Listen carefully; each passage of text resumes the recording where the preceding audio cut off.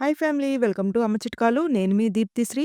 పిల్లలకి breakfast, snacks టైమ్‌లో పెట్టుకునే బేబీ ఫుడ్‌ని చూపిస్తాను. చాలా హెల్తీ రెసిపీ ఇది. తక్కువ సమయంలోనే మనం చేసుకొని పిల్లలకి పెట్టుకోవచ్చు. ఈ రెసిపీ ఒక టేస్ట్ కూడా పిల్లలకి ఖచ్చితంగా నచ్చుతుంది. 9 నెలల పిల్లల దగ్గర నుండి 18 నెలల పిల్లల వరకు ఈ రెసిపీని పెట్టుకోవచ్చు.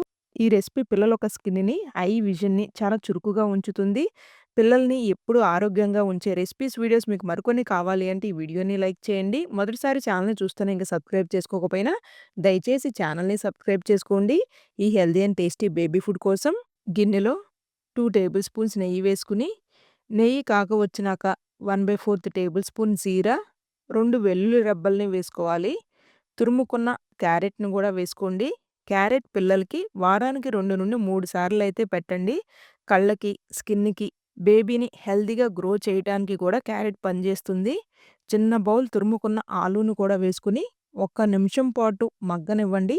ఒక్క నిమిషం అయినాక వాష్ చేసి కట్ చేసుకున్న హాఫ్ బౌల్ పాలకూరను కూడా వేసుకోవాలి.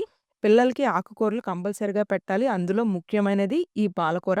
ఈ పాలకూర చిన్నారులకి పెట్టడం వల్ల విటమిన్స్ అండ్ మినరల్స్ అలాగే యాంటీ ఆక్సిడెంట్స్ కూడా ఎక్కువగా ఉంటాయి కాబట్టి చిన్నారులకి రోగ నివారణ శక్తి అనేది పెరుగుతుంది. అందుకనే పాలకూరనైతే పెట్టుకోండి చిన్నారులకి. ఒక నిమిషం పాటు పాలకూరని మగ్గనిచ్చి 1/4 టేబుల్ స్పూన్ నువ్వులు, 4 మిరియాల గింజల్ని వేసుకోండి. ఈ మిరియాలు పూర్తిగా ఆప్షనల్. మీకు ఇష్టం లేకపోతే వేయొద్దు.